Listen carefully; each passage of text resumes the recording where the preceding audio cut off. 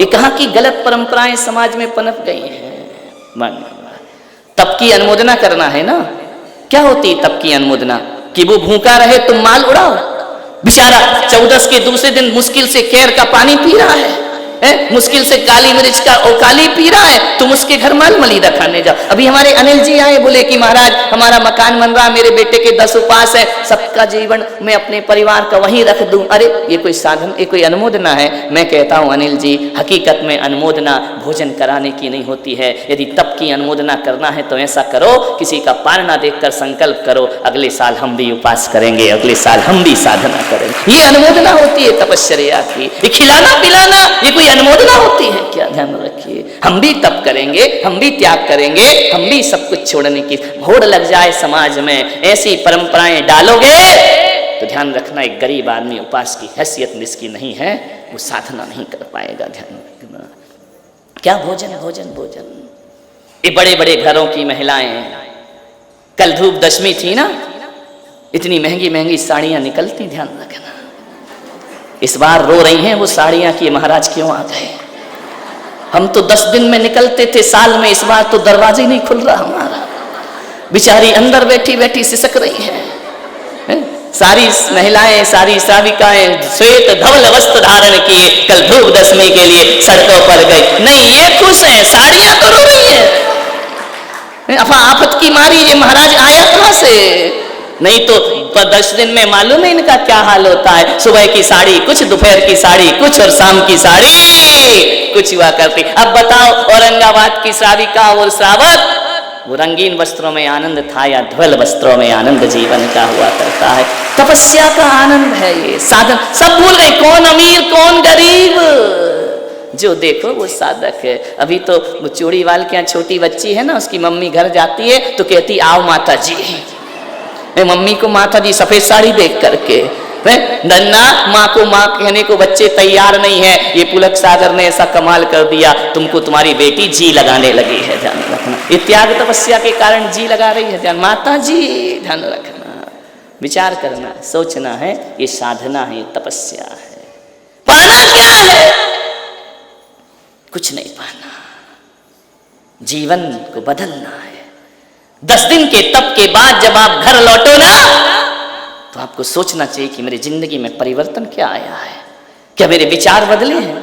एक बात याद रखना, तिथि और तारीख में पर्यूषण नहीं आया करते हैं, पर्यूषण तो जिंदगी में आना चाहिए। हमारी सोच में, हमारे विचार में, हमारे ख्याल में, हमारे चिंतन में पर्यूषण आना चाहिए। तिथियों में तो 10 दिन को पर्यूषण आते हैं, लेकिन विचारों में जिंदगी भर को पर्यूषण आ जाया करते हैं। विचार बदल लो। यहां से जाने के बाद आपकी ड्रेसिंग टेबल की शीशियां कम हो जाए तो समझना हमने पर्यूषण पर्व कर लिया है। ध्यान रखना, यहां से जाने के बाद आपकी आकांक्षाएं कम हो जाए, समझ लेना हमने पर्यूषण कर लिया है। ध्यान रखिए, वो पर्यूषण होना चाहिए जिंदगी में, वो होता है पर्यूषण पर्व की तपस्याएं। ध्यान रखना, तप चाहे सुरराय।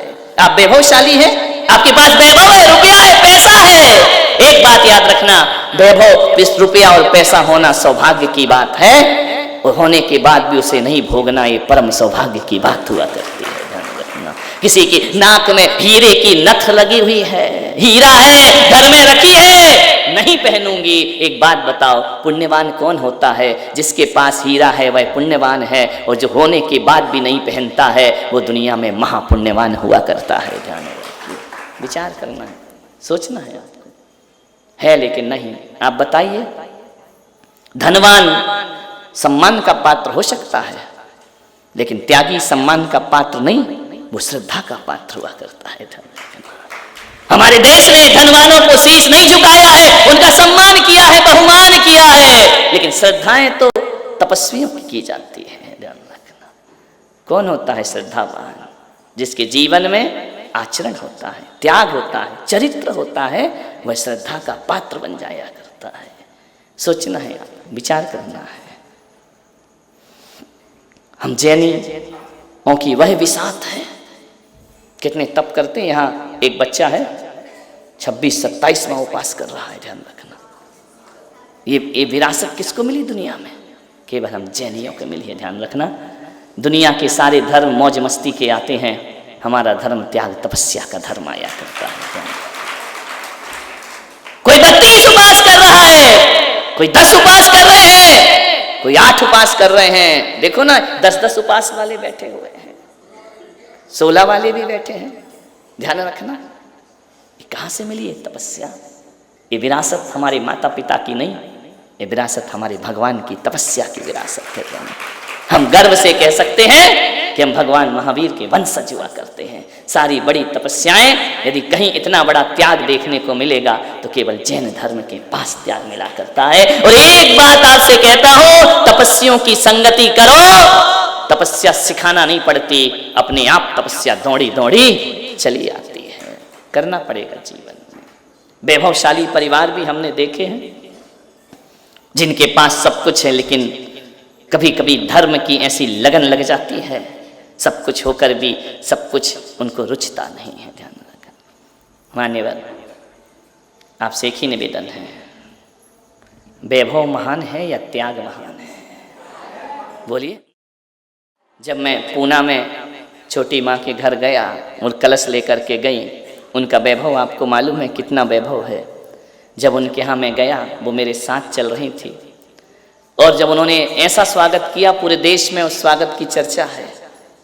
25-50 लाख रुपए खर्च कर दिए कि महाराज मेरे घर में पधार रहे हैं।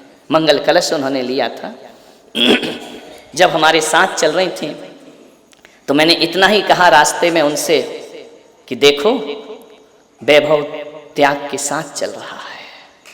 रास्ते में थी, मैंने कहा वैभव त्याग के पीछे पीछे चल रहा है। मालूम है उन्होंने एक ही शब्द कहा, त्याग है इसलिए वैभव पीछे लगा हुआ है। ध्यान रखना, बिना त्याग के वैभव साथ में लगता।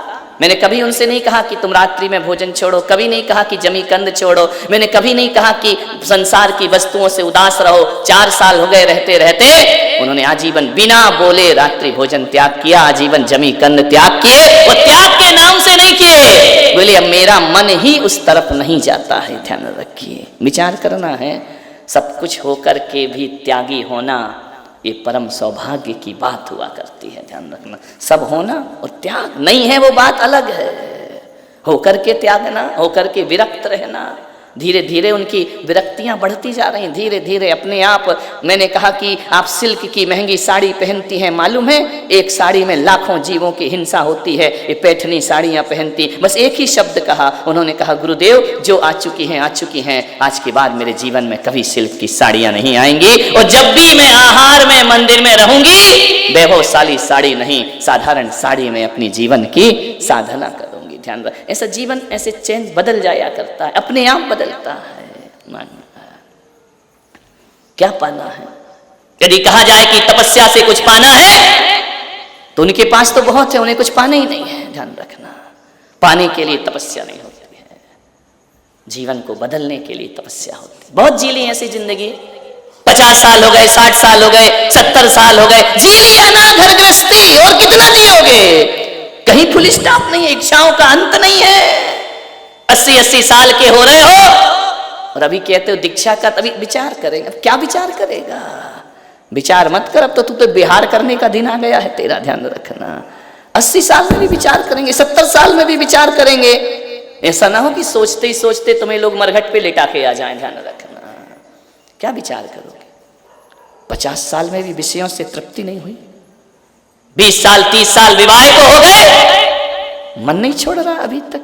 ध्यान रखना, समझना है आपको, बदलना है जिंदगी को।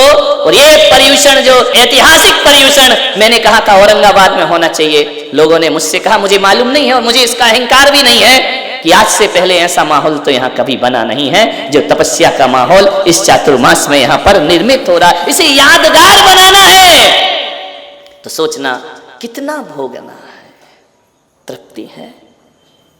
भोगों की तरफ जितना भागोगे मन और चाहते रहेगा और चाहते रहेगा। मैं कहता हूं कि जीवन में यदि सुख और संतुष्टि पाना है तो 2 मार्ग मैंने बताए, एक भोग का मार्ग, एक योग का मार्ग। एक बात बताइए मेरे भाई, भोग का मार्ग का कोई अंत नहीं है। क्यों ना हम इच्छाओं को त्याग दें, क्यों ना हम पाने की चाहत को त्याग दें, जीवन हमारा आज सुखी हो जाएगा। ध्यान रखना, क्या रखा है? त्याग दो, विषय को भोगते भोगते कुछ नहीं मिलेगा। एक कुत्ता हड्डी चबाता है ना, वो बड़ा सुखी होता है, ऐसा लगता है कि हड्डी में से खून रक्त पान कर रहा हो कुत्ता, लेकिन बाद में पता चलता है कि हड्डी में कहाँ खून हुआ करता है, अपना ही मसूड़ा कटता है और उसके खून से वह सुखी होता है। बाद में जब वो दर्द देता है ना, तब पता चलता है हड्डी चबाना कितना मुश्किल कठिन काम मैंने कर लिया है। ये विषय भोगों की हड्डियां मुख से थूक कर फेंक दीजिए। ध्यान रखना, भीतर के आनंद का अपान करिए, आनंद के रस का पान करिए। कुछ नहीं मिलने वाला संसार में। क्या मिला है? कुछ पाने के लिए तपस्या नहीं करना। तत्वार सूत्र में कहा इच्छा निरोधा तपा, भोजन निरोधा तपा नहीं कहा है, लेकिन इच्छाओं को छोड़ने के लिए भोजन भी छोड़ना पड़ता है, उस पर भी कंट्रोल करना पड़ता है। इच्छाओं को छोड़ने के लिए हमें अपनी हर चीज पर, ये सहायक तो होते हैं, लेकिन ये उसी लिए सहायक है कि आपकी इच्छाओं का अंत हो जाना। पाना नहीं जीवन को बदलना है साधना, धुएं सा जीवन मौत है, धुएं सा जीवन मौत है, जलना है साधना, पाना नहीं जीवन को बदलना है साधना। मुड़े मुड़ाना बहुत सरल है, मन मुंडन आसान नहीं। मुड़े मुड़ाना केस लॉन्च भी कोई कठिन साधना नहीं है, महावीर कहते हैं, बहुत सरल है। मुड़े मुड़ाना बहुत सरल है, मन मुंडन आसान नहीं। व्यर्थ भभूत लगाना तन पर, गर भीतर का ज्ञान नहीं। पर की पीड़ा में मोम सा पिघलना साधना, पाना नहीं जीवन को बदलना है साधना। मंदिर में तो बहुत गए हम, पर मन मंदिर नहीं बना। मंदिर में तो बहुत गए हम, पर मन मंदिर नहीं बना।